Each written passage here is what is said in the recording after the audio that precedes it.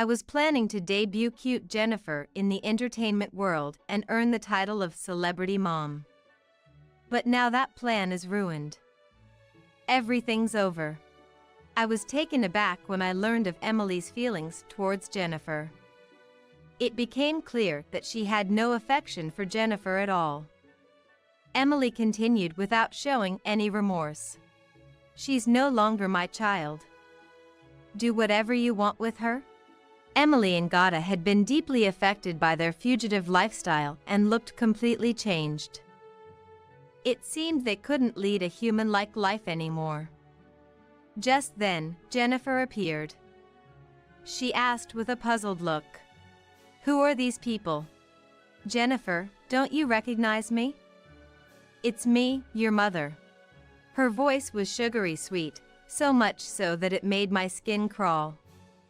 As Emily tried to touch Jennifer, she stood up and reached out, but Jennifer backed away, hiding behind me. Emily looked both surprised and puzzled. "Who are they?" "Such filthy-looking people." "I don't know them. I am Lisa and I am currently 35 years old. It's been 7 years since I got married, and we don't have children. I live happily with my husband, Michael. My encounter with Michael dates back to our college days. We met in a university seminar, dated for 6 years, and got married. We had some arguments and distant periods back then, but ultimately, I couldn't imagine choosing anyone other than Michael, so we got married. Michael's laid-back and gentle nature seems to fit perfectly into our married life. We've had many happy days without any major arguments. We've decided to let nature take its course regarding having children, and Michael and I understand each other well on this. However, both sets of our parents wish to see their grandchildren, so we definitely feel the pressure daily. Especially since my elder sister, Emily, openly criticizes and mocks me for not having children. This is our only trouble. Emily has a daughter, Jennifer, who is about to turn 5. Jennifer is cute and reputed to be smart. She apparently goes to a kindergarten with native English speakers. I don't completely trust what Emily says. However, Jennifer is indeed cute, and she often gets scouted by talent agencies when they're in places like Shibuya or Harajuku. In fact, Emily has flaunted several business cards from these talent agencies. Emily is overly concerned about other people's opinions. She brags about her daughter being scouted by talent agencies. In other words, it's not that she loves Jennifer, but she's proud to have a cute daughter. I perceive that, to Emily, her cute daughter is just one of her accessories, a tool to make herself look good. And sometimes, Jennifer is left in my care, and I look after her. Emily loves going out or traveling, and every time she leaves home with Gata, she drops Jennifer off at my place. Gata works at a high-income finance company, and Emily often brags about it. They rarely ask if it's convenient for us when they leave Jennifer. Michael and I have calm personalities and tend not to complain, so I think that's what emboldens Emily's attitude. Jennifer is somewhat frail. Several times when she was in my care, she's gotten a fever, and I've had to take her to the emergency room. During such times, Michael would reassure me by saying, "I also used to get fevers frequently as a kid. But look at me now, I'm very healthy. So, don't worry about Jennifer." I didn't take it too seriously and always prepared nutritious meals for Jennifer when she was with us. Since I have a nutritionist qualification, it's an opportunity for me to utilize it. I'm counting on you again today. It must be easy for you since you don't have children. It's fun having such a cute daughter around, right? Suddenly she would show up, say something like that, and quickly leave. For dinner, I prepared things Jennifer liked, such as corn soup, potato salad, and hamburger steak. Jennifer was pleased and said, Yay! I love the hamburger steak that Mommy makes. Lucky me. Emily has taught Jennifer to call her Mommy. According to her, at the daycare, children from wealthy families all call their parents Mom and Dad, so she seems to be following that trend. For this reason, Jennifer, who is occasionally left in our care, started calling me Mom and Michael Dad. That night, Jennifer complained of stomach pain. At first, I thought she might have eaten something rotten, but it didn't seem like regular stomach pain, so I woke up Michael. All she kept saying was, "My stomach hurts." Feeling that something was amiss, he quickly arranged for an ambulance. At the hospital, we were told by a doctor that there was important news. Feeling it wasn't something just for us to hear, we informed Emily about the situation and asked her to rush to the hospital. Emily hesitated to come, but she finally arrived the next day in the afternoon. However, by that time, a person named Gata said he couldn't come due to work, so only Emily arrived.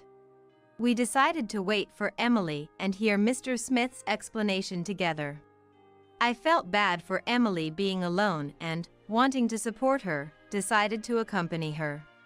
Mr. Smith's explanation was far more severe than I expected. Jennifer has been diagnosed with childhood cancer, leukemia. It's the most common type of childhood cancer. She was rendered speechless and froze upon hearing these shocking words. Childhood cancer. Jennifer. But there's a chance of cure, right? There are various treatments available like radiation therapy and chemotherapy. Moreover, children's bodies often respond effectively to chemotherapy. However, chemotherapy has strong side effects. It'll be a challenging journey for not only Jennifer, but also for the family until we find the best drug. She was so surprised that she kept muttering the same thing over and over. She's no longer my daughter. She's no longer my daughter. On Emily's behalf, I discussed with Mr. Smith about proceeding with the treatment and the support needed for the family. A specialized approach was deemed necessary for Jennifer's treatment, and it was decided she would be admitted to a specialty hospital. However, due to the specialty hospital beds being full, she was to have a short stay at the current hospital before waiting at home. We needed to discuss this with Emily, but she was too distraught to talk at that time. Michael and I managed to send the distraught Emily home. On the day of admission, I went to the hospital thinking there might be something I could help with. Emily and Jennifer arrived by taxi. When Emily saw me, she looked relieved, and I responded with a smile. You came at just the right time. I have an urgent matter to attend to, so I'm leaving Jennifer in your care. I was taken aback by Emily's unexpected words and couldn't find the words to reply. As I stood there stunned, Emily handed me a sealed envelope and quickly got back into the taxi she arrived in, leaving the scene. She clutched the hem of my jacket, looking anxious. It's okay. I'll always be by your side. Let's go. I firmly held Jennifer's hand and entered the hospital. It became clear that I couldn't rely on Emily anymore. I was resolved to protect my dear niece at this moment. I wanted to ensure Jennifer didn't worry unnecessarily. Mom, you look scary. What happened? Are you mad? No, not at all. I enjoy being with you. It's okay. Vowing not to worry Jennifer, I returned her smile. I acted as Jennifer's guardian for the admission procedures and heard detailed explanations about her condition from Mr. Smith. With Jennifer's admission, my life changed significantly, but I took care to ensure she didn't feel worried or anxious. From then on, Jennifer couldn't go to her favorite school, and her life in the hospital and painful treatments began. She suffered from the side effects of chemotherapy, feeling nauseated, and losing weight, and her hair began to fall out, making a hat indispensable. Since Emily didn't visit, I used my paid leave to support Jennifer. On days when Jennifer felt particularly bad, I stayed overnight in the hospital to accompany her. In this new life, Michael and my mother often visited Jennifer's hospital room, worried and wanting to be a moral support.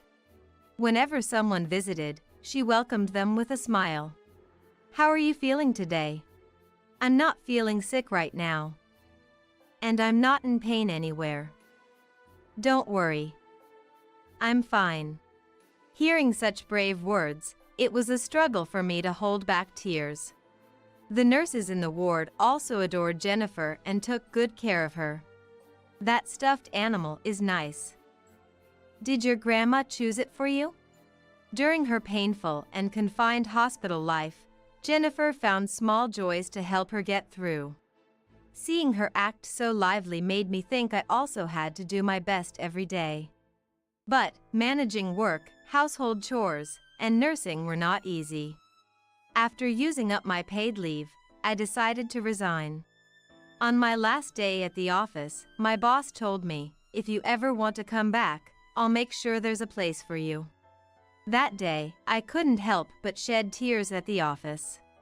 With everyone being so kind and understanding, I wondered what Emily was doing and where she was.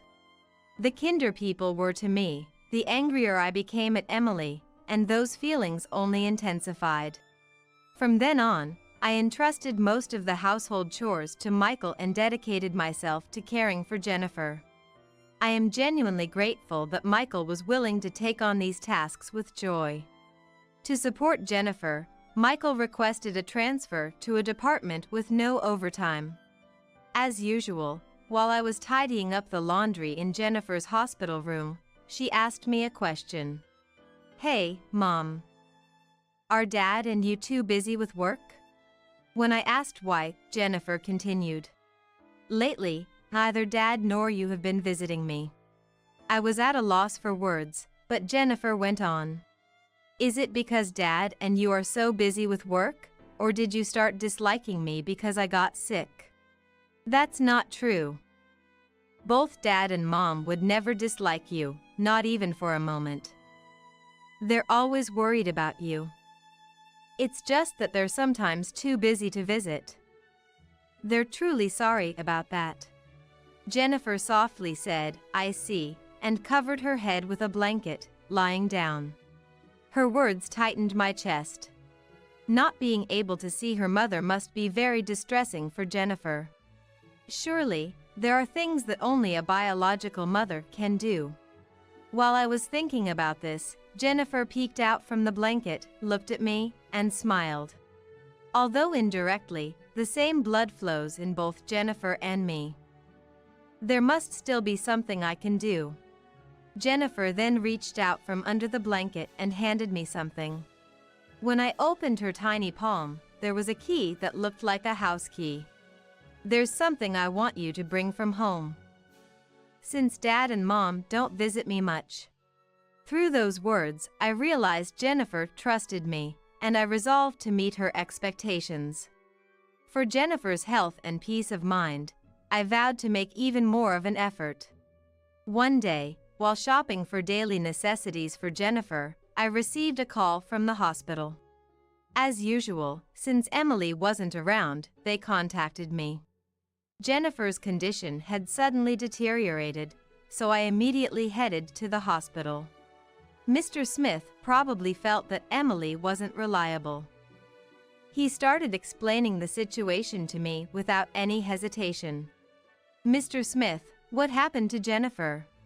I believe the side effects of the chemotherapy have manifested strongly. We're considering changing the treatment, but sometimes these symptoms are inevitable." I returned to the room and gently stroked the head of Jennifer, who was quietly sleeping. "Jennifer, it must have been hard." Unable to stop my tears, I uttered those words while stroking her head. Even though Jennifer is still so young, she has suffered so much and even lost her hair. If possible, I genuinely wished I could take her place. I tried to inform Emily about Jennifer's condition, but I couldn't reach her. Later, I also couldn't contact Gata, so I decided to head home. I used the key Jennifer gave me to enter the apartment and opened the door. No one was inside, and there was no sign of recent life. It looked like the place had been empty for a while. On the living room table, travel brochures were scattered around. Could it be? While searching the apartment carefully, I noticed Emily's prized brand suitcase was missing. Then, I saw an envelope from the welfare office stuck behind a brochure. Although I wasn't certain, it seemed likely that Emily had used the family allowance to travel abroad. I was stunned by her selfishness. In a fit of anger, my vision went completely dark and I felt dizzy. I knew that the nurse wasn't cooperating, but using the child's money and going on an overseas trip without even the child was unforgivable. So, I called Gada's workplace. I found out that Gada had also taken paid leave, and I wondered just how horrible both of them could be as human beings. After some time, it seemed that Emily had returned to the country. I went to the apartment again and spoke with Emily. Why would you go on an overseas trip at a time like this? What's wrong with it? Oh, by the way, here's a souvenir. She handed me a box of chocolates as if nothing had happened. I don't want it. Aren't you concerned about Jennifer? She looked at me mockingly and laughed as she replied, What? It doesn't matter. She got that disease. It's actually me who's inconvenienced. I was stunned by Emily's words. I was planning to debut the cute Jennifer in the entertainment world and become known as the celebrity's mom. But now all of that is ruined. It's all over. Realizing Emily's lack of affection for Jennifer left me in shock. I understood that she had no love for her. Emily continued without remorse. She's not my child anymore. You can do whatever you want with her. Are you stupid? Aren't you her mother? Do you know how much Jennifer wanted to see you? She'd have nightmares at night and would cry out for her mother over and over again. She showed an irritated expression. You're annoying. I hate such clinginess. It's a burden and troublesome. I realized there was no getting through to Emily.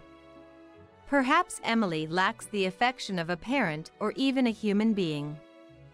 I left her apartment feeling defeated. A few days later, Jennifer's condition worsened significantly. I was informed by Mr. Smith that her heart rate had dropped and her oxygen saturation had also decreased, and I had to be prepared for the worst-case scenario. My mother and Michael rushed to her room, but we couldn't get in touch with Emily. Calls to Emily were out of service and messages went unanswered. It was the same with Gada. Had they gone on another trip? A feeling of unease crossed my mind. Considering the time since their last trip, it seemed too soon. I asked Michael to stay at the hospital and I decided to head to Emily's apartment. Using the spare key, I entered the apartment. While the furniture was still there, all the clothes and daily necessities were gone. I was in shock, and as I gazed around the room, I received a message from Emily on my smartphone. The message read, Jennifer, who has cancer, is no longer my cute daughter. So she's not my child either. That's why I have no obligation to raise her. You can take care of Jennifer however you want. I was shocked to realize that Emily and Gada had abandoned Jennifer.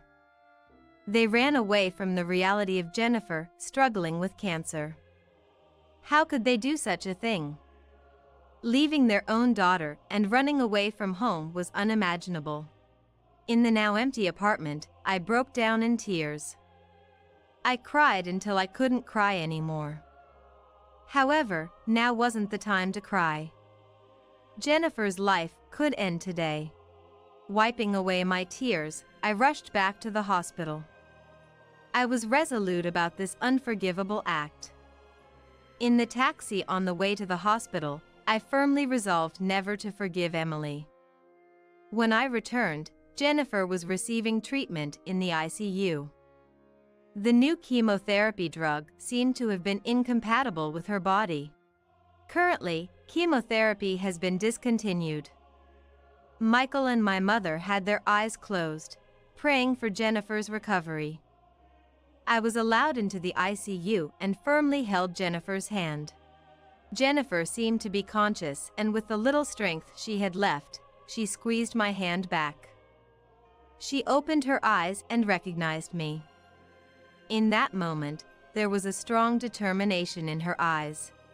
I looked into Jennifer's eyes and felt assured that everything will be all right. I believed that Jennifer would surely recover. To everyone's astonishment, her heart rate began to rise slowly and her oxygen saturation also started to improve. Mr. Smith next to me sighed in relief. Wonderful.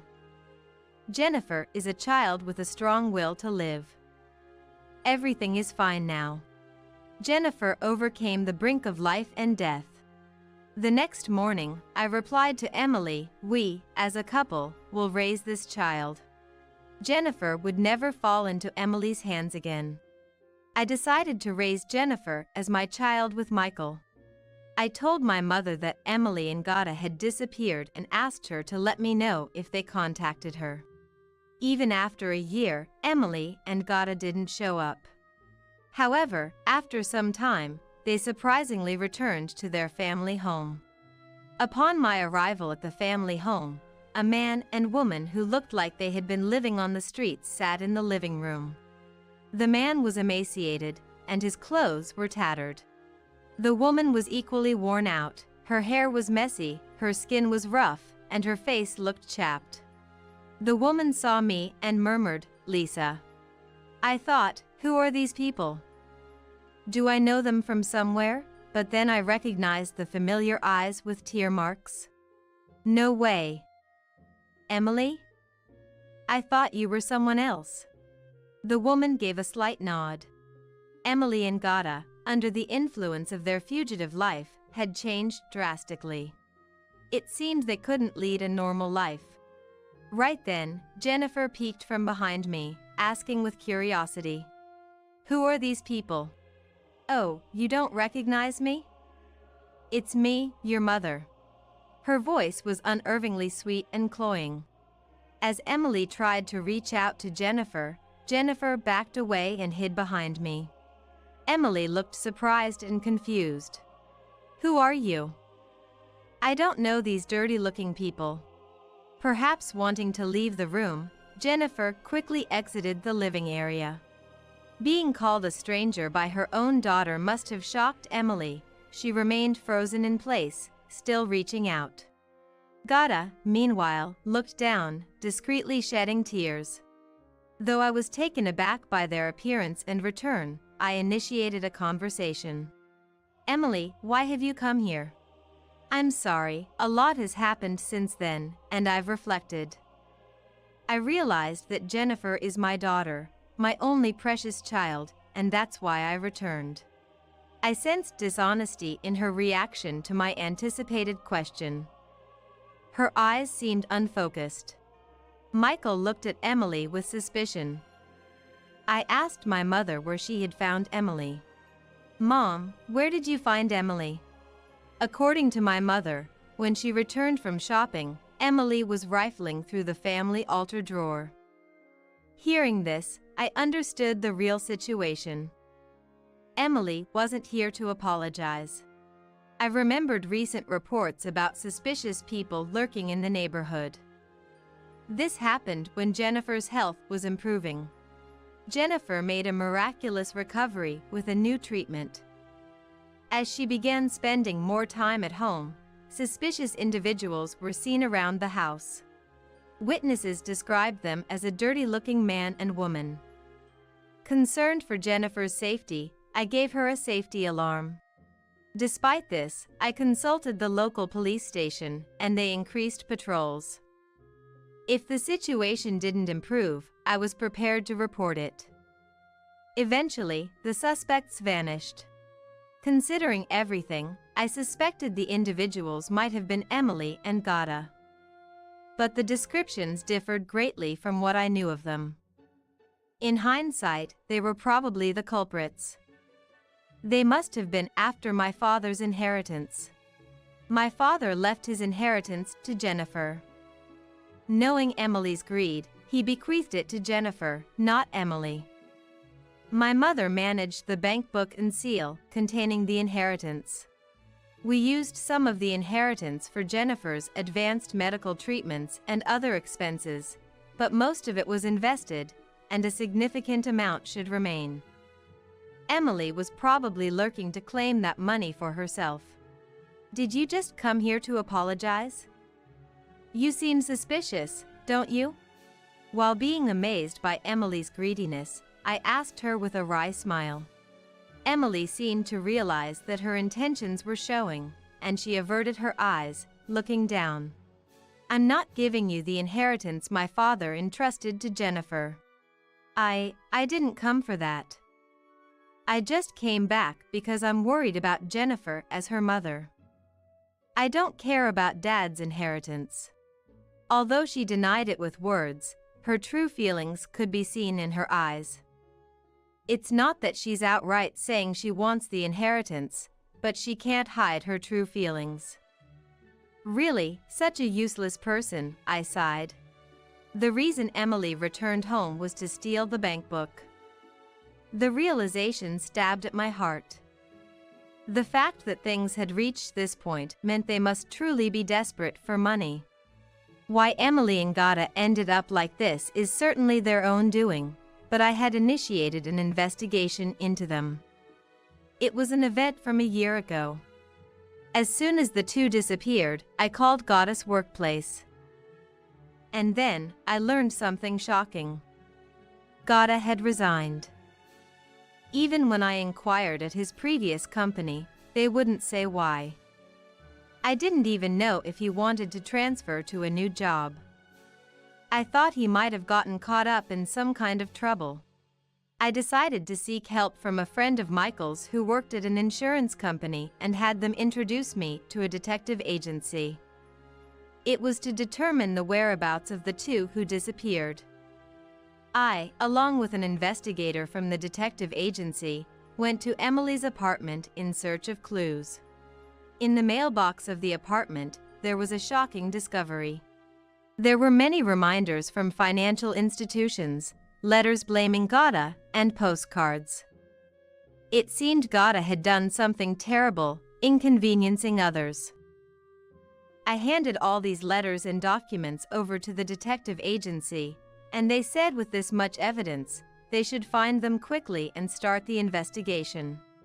After some time, a lot of documents arrived from the detective agency. With that, we got leads on their whereabouts. According to the report, Gada was misusing clients' funds for investments. He was taking their bank books and investing the money. He was doing this secretly from the company and apparently used his home as a hidden office. As a result, Gada's investments resulted in a huge loss, and once his misuse of funds came to light, he seemingly had no choice but to flee. During the detective agency's search for Gada, they found one of the victims and got in touch. I asked the agency to introduce a lawyer to that victim. This made Gada's actions subject to criminal charges. People like him, who commit such unethical acts, must be held accountable under the law. While I had mixed feelings about harboring such a cold attitude, I justified it as everything being for Jennifer. The company Gada worked for also took action and filed criminal charges against him. With this, Gada would face legal judgment, and Emily wouldn't be safe either. Emily, who once lived a life like a celebrity, now became the wife of a criminal. The police and the company began searching for Gada and Emily, and their life on the run began. I told the desperate and lost Emily and Gada about Jennifer's painful battle with her illness. It was after Jennifer overcame a life-threatening situation. The chemotherapy seemed to work well for Jennifer, and its side effects rapidly diminished. Jennifer was especially delighted that her mouth sores had disappeared, I told them. She began to enjoy her meals, her appetite returned, and her skin significantly improved. And I decided to relay a conversation I had with Jennifer. I told Jennifer about Emily and Gada's absence in a way that wouldn't hurt her. I told Jennifer that her mom and dad had to work far away and won't be back for a while. Emily and Gada just listened silently to my story. When I told her that, Jennifer wasn't as upset as I'd anticipated. I had expected her to be more anxious and worried. Worried for Jennifer, I asked her, "Are you okay even if your mom and dad aren't around? Are you all right?" Emily and Gada were keenly interested in their daughter's response, swallowing hard and listening intently to my story. They seemed concerned about how Jennifer felt. Then, I decided to be a little mischievous. "What do you think Jennifer said in that situation?" The two didn't answer and just stared at me. Jennifer quickly replied, "I'm okay. After all, I have Mommy here, and Daddy, and also Grandma," and she smiled. Emily and Gada looked downcast. When I heard those words, I felt Jennifer's strength. I thought she was truly amazing and much stronger than someone like me. Emily and Gada started shedding tears. From the moment that question was asked, Jennifer had likely decided she no longer needed Emily and Gada in her life. And then, Jennifer spoke with conviction. "I will eat lots of delicious food, fight hard, and recover from my illness. Yes, let's do that. I'll cook delicious meals for you too." I hugged Jennifer tightly, pouring all my love into the embrace. This child is strong and will never lose. That's what I firmly believed. After the conversation, Emily's emotions overwhelmed her, and she burst into tears. "I have nothing left. Nothing at all. No money, no luxurious life, nothing that others would envy. Please, I beg you, give me some money. What's wrong with you? How much do you think your selfish actions have affected everyone around you? You're out of your mind." Having tolerated her unreasonable behavior up to this point, I could no longer contain my anger. The one who suffers the most is Jennifer. She kept waiting for you, the irresponsible one, believing in you. But you betrayed your own daughter, your flesh and blood. Emily remained silent, unable to retort. Jennifer knew all along what kind of people you both were. She realized you didn't visit for her, but for money. She doesn't want to get hurt by trusting you again. With astonished faces, Emily and Gada raised their heads to look at us. "You might regret abandoning Jennifer now, but it's you who were abandoned. She's decided she doesn't need you anymore." With tears in their eyes, Emily and Gada began apologizing to Jennifer. I signaled to Michael with my eyes. After nodding slightly, he took out his phone. A short while later, the police arrived and took Emily and Gada away. Of course, we didn't let Jennifer witness this scene and asked her grandmother to take her out. Naturally, Gada was arrested. Furthermore, Emily's involvement became evident, and I heard she was being rigorously questioned by the police. Emily must have seen Jennifer's recovery on a friend's social media and wanted to reclaim the life of envy by using Jennifer as an accessory, and even the inheritance left by the father.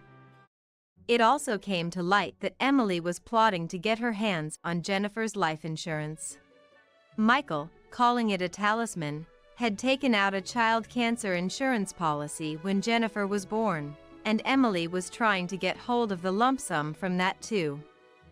I had strongly urged Michael to make Jennifer's grandmother the beneficiary. Thus, Emily couldn't claim the money, but she kept insisting it belonged to her daughter.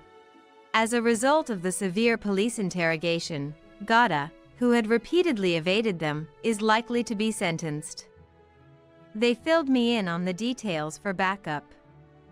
Even if Emily gets probation, her huge debts will surely make her life extremely difficult.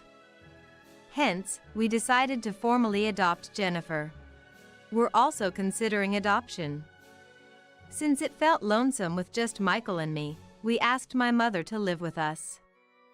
Fortunately, she gladly agreed, and we renovated our home for a two-household life. When we told Jennifer, she was thrilled. "Yay, I get to live with Grandma? I'm so happy." Jennifer will be discharged soon. Her treatment will continue with regular visits to the hospital, but she'll be able to attend school normally soon. I decided to ask her about Emily and Gata. "Jennifer, can I ask something? Don't you feel lonely without your mom and dad?" With a puzzled look, she replied, "No, not at all. Because I have mommy and daddy, and grandma will live with us too." "Why do you ask?" "I'm not lonely at all." I impulsively hugged Jennifer. It's us who will protect Jennifer for a lifetime. I decided to be a devoted mother and make Jennifer happy. "It hurts, Mom." Without thinking, I hugged her too tightly. I gently embraced Jennifer again and envisioned our future. I tried to imagine our daily life in a few years. "Mom, where's my gym uniform? I'm running out of time." That's why I told you yesterday to prepare it the day before. I look forward to such trivial daily exchanges from the bottom of my heart. "Look, your gym uniform is by the entrance." "Oh, thanks, Mom. You're the best. I love you." "Well, I'm off now."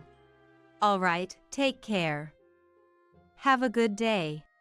With her small frame carrying a big pink backpack, Jennifer waves her hand as she heads to school. We can experience such happy daily moments. For now, I'll hug Jennifer even if it hurts her a little. I hope she understands that I'm determined to raise her well, so I'd like her to bear with it for now.